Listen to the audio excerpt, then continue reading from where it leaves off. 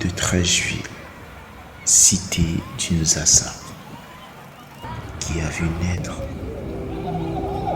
Tioté Ismaël Cheikh, qui depuis sa tendre enfance a forcé d'admiration par sa détermination, son courage et son savoir-faire, ce qui lui a valu une place privilégiée au sommet du football mondial. Pour certains Cheikhi, pour certains Cheikh, pour d'autres Pelé, pour d'autres le Lion. Chacun aura eu un nom par lequel il a appelé ce champion, ce héros national, parce que chacun l'a connu dans des circonstances particulières et a une relation privilégiée et distincte avec Ismaël Cheikh Tioté. C'est une fait de circonstances. Au fond, nous étions à l'entraînement et puis il y avait une action où il y a un jeu qui devait se dérouler sur la ligne des buts. Et je pense qu'il nous gênait un peu parce qu'il était juste arrêté sur la ligne des buts. Puis moi je suis venu, j'ai essayé de gueuler un peu sur eux pour leur dire mais vous ne jouez pas, vos camarades sont sur le terrain, sortez. Puis là un de ses camarades, Animou Agnini Jean-Baptiste, dit John. C'est lui qui m'a dit, comme ça en passant, que son ami que j'écris sur lui, celui que je suis en train de faire ses remontrances là, était un très bon joueur. Je lui ai dit mais attends, très bon joueur comment? Il est un bon joueur et puis il a été sur la ligne des touches là, pratiquement presque sur le terrain pour nous gêner. Il m'a dit non coach, c'est un très bon joueur. Ouais, il faut laisser un jour pour voir. Bon après moi je n'ai pas pris ça au sérieux. Hein. Et puis 2 jours après, je revois le même enfant dans la même position. Encore arrêté sur la ligne des buts, en train de gêner un peu le jeu. Donc je lui ai dit mais attends, ce petit là, c'est pas le même petit celui qui il y a 2 jours, j'ai gueulé là, ils m'ont dit oui c'est lui. Mais coach, John est revenu encore pour dire non, il est venu parce qu'il veut jouer mais il a honte. Je lui ai dit bon à la fin on va voir ça. Et à la fin du match, l'enfant il s'est dérobé. Et après moi je suis allé dans son quartier, John il m'a amené chez sa maman. J'en ai parlé un peu à sa maman. Bon, sa maman était un peu sceptique, elle ne voulait pas, parce que bon, on ne se connaissait pas, donc elle hésitait un peu. Mais finalement, j'ai réussi à convaincre sa maman. Voilà. Je lui ai fait savoir que c'était tous les jeunes de 13 juillet qui venaient s'entraîner. Et puis bon, c'est comme ça que dès le lendemain, elle a donné son accord. Et puis moi, je fais venir le petit.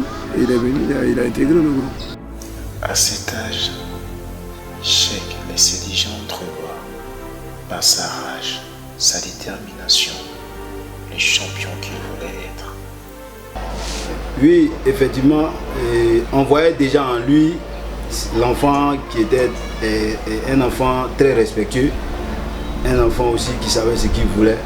Voilà, depuis déjà l'âge de 15-16 ans, voilà, il ambitionnait déjà à jouer au football. Voilà, donc il a laissé les études pour le football, il s'est plus concentré sur le football. Voilà, c'était quelqu'un qui voulait forcément atteindre ses objectifs. Voilà. C'est un gamin irréprochable. C'est un gamin qui, au fur et à mesure, s'est rapproché de la religion et il est devenu très pieux.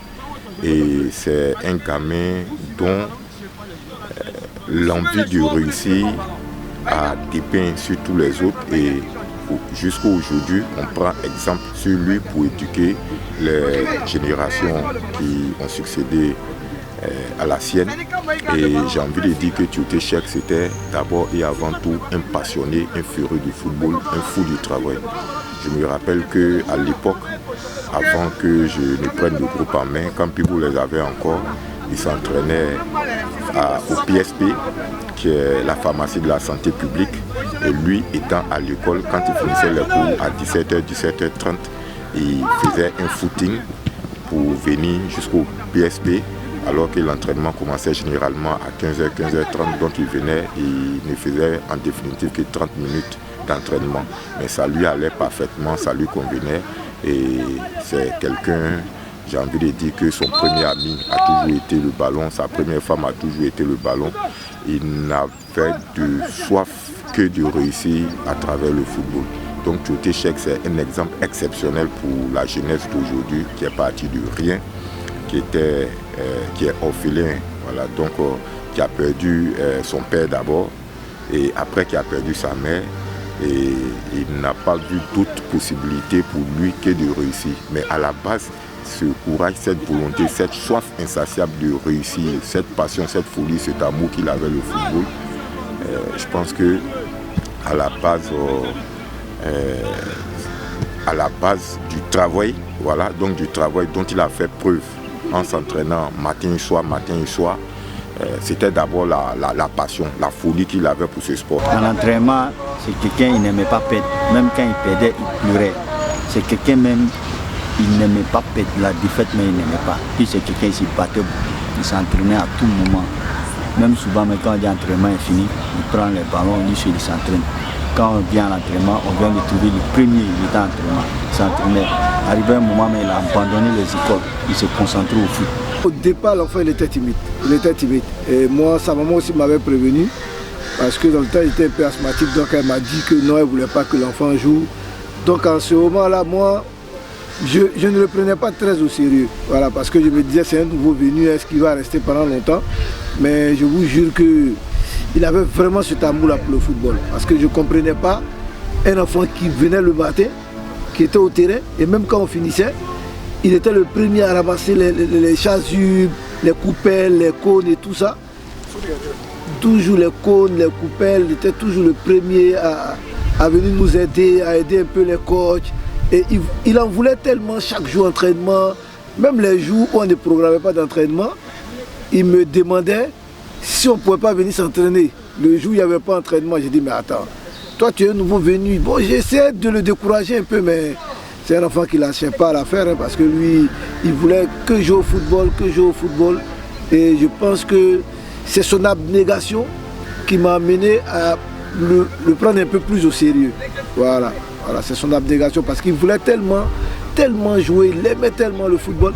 Et une fois même, je lui ai demandé, mais et pourquoi au début tu hésitais un peu? Il m'a dit non, c'est parce qu'il ne me connaissait pas. Sinon, vraiment, le football, c'est un peu sa vie. Lui, il préfère même le football que l'école. Son amour pour le ballon rond n'était plus à démontrer. Il le prouvait chaque fois qu'il avait l'opportunité d'être sur une pelouse. Et cet amour, il le transportait dans sa vie de tous les jours. Je sais que c'est quelqu'un qui a un grand cœur. Pour être honnête et sincère, ce n'est pas parce qu'il n'est plus de ce monde que je parle. Mais pour être honnête, il était vraiment gentil. Il a l'image de ce qu'on voit sur le terrain. Il se bat pour les autres.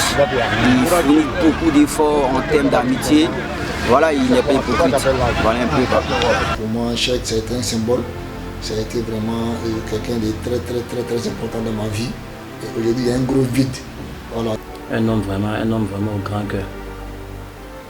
Voilà, hormis le football, c'était vraiment quelqu'un de spécial. Beaucoup de choses quoi en fait.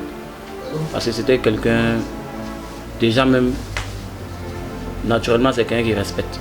Et puis moi aussi, j'avais un respect envers lui, du fait que c'était mon beau-frère. Franchement, je parle avec beaucoup d'émotion quoi. Parce que jusqu'à présent, sa disparition, ça me travaille jusqu'à présent.